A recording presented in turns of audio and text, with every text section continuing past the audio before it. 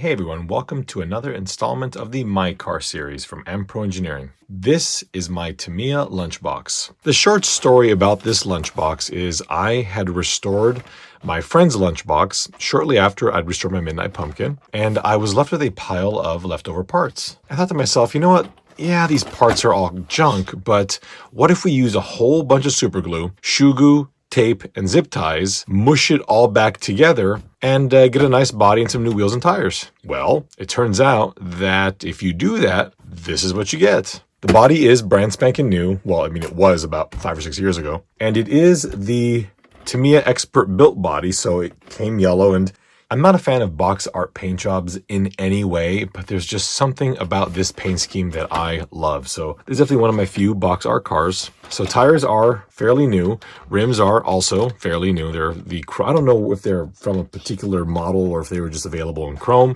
but I went ahead with chrome wheels on these. The bumper is not in horrible shape. You can see that it's not particularly tight on there. And that's because the front mount right here is all broken. And even with the super glue, I actually tapped the hole and threading it in split the entire case open. So yeah, we may have to do a little extra work on that. Nevertheless, it does have the Pro double wishbone front suspension because I just have to have it. It does have a set of vintage oil-filled Tamiya. I think these are called the short CVA shock, as well as the Pro trans brace. So there you go. It's actually a prototype. And then it has the rear shock mount in the back, as you can see there. The tire is an elastoplastic print from Shapeways, because I was missing the tire, so I figured, well, why not? If we flip this over a tad, this piece doesn't look half bad, but again, the holes in here are all stripped out. This chassis has got the same issue. There's a lot of glue holding these together. Nearly all of these screw holes on this car are patched with epoxy and then drilled and tapped. There's hardly any screws on this car that are actually threaded into the original plastic because of how bad they were.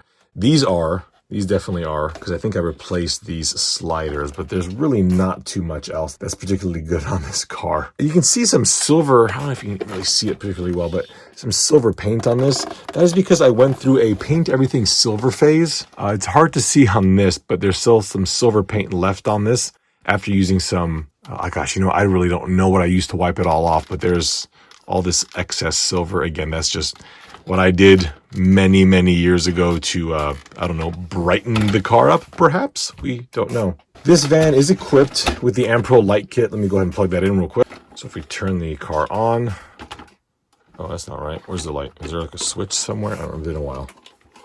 Oh, there it goes. Okay, so we have headlights. The markers flash if you use the remotes. The side markers are all operational. Taillights are on. Hang on a second. Okay, so the taillights are operational. It has the operational reverse lights and all that. I mean, there's videos for all these things on my channel. So yeah, I'm a huge fan of the lights, so that was a fun upgrade for me. Pulling the body off will show that the truck has yellow body mounts, and that is because these are printed in nylon. These have since been discontinued because these are really only for, I don't want to say show, because I do drive this truck a lot, but they're not for abuse. They're definitely weak. In comparison to the aluminum ones, they're probably about as strong, if not a little bit stronger than the factory ABS ones. But because they're nylon, I can paint them in whatever color I want, and it blends more cohesively with the body. Can't pull the body off too far because of all the electronics, but let's take a gander in it anyway. So the car has a Novak Polaris receiver and a Novak Rooster ESC. I love these ESCs. I've got them in just dozens of cars. And if I can flip this body over a bit, you can see there's perhaps 1 or 2 wires in here. There's your light controller, all the lighting for the side markers and all that. This has been this way for years. I have since really developed new strategies for routing these wires, not having these massive wires and going to breakout boards where instead of having resistors at every single terminal, they're all at one spot. So it definitely cleans things up, but you have to learn somewhere. Yeah, you can see a lot of this residue from the silver paint. I don't know what ESC or what servo this has, but again, all these little decals I put on this chassis, probably something of 25 years ago. The chassis is split. Yeah, it's split straight through here, which is pretty common for these cars. I even want to sit, no, yeah, it's still broken. I thought the super glue was holding, but it just hasn't. You know, the chassis is junk, but whatever. I have no intention of replacing a single part on this car until they break. because everything's really just good enough. The trunk is used fairly often, but again, it's not abused, it's just used. One thing that we need to address is definitely this front plate. This plate, oh my gosh, I didn't even notice that, but look, oh my gosh, yeah. If we come a little closer, we can see that's had it. But we're not going to replace it again until I come across it. I'm not going to buy a parts tree, and don't worry, folks, you don't have to send me anything. I just have no intention of replacing it. I'll glue her back together and get her going, because that's what this thing is all about. It's not about having some mint perfect shelf queen. It's about how much glue you can squish onto a car and have something fantastic. I guarantee you there's hundreds of people that have got a perfect mint lunchbox on their shelf, and I'm sure they're beautiful, but only I have this piece of crap.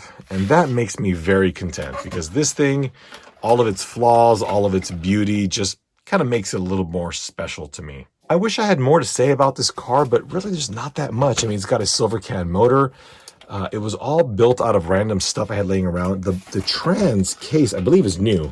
Yeah, it's not new. It's you know, it's okay. Because I've got a million Hornets, you know, those transmissions are pretty easy to come by. The beautiful yellow body definitely helps you deflect your eyes from all the other subpar pieces on this car, but I'm okay with that. I'm okay. It's definitely a 10-footer, not scale 10 feet. I mean, literally, you have to be about 10 feet away and the thing looks fantastic.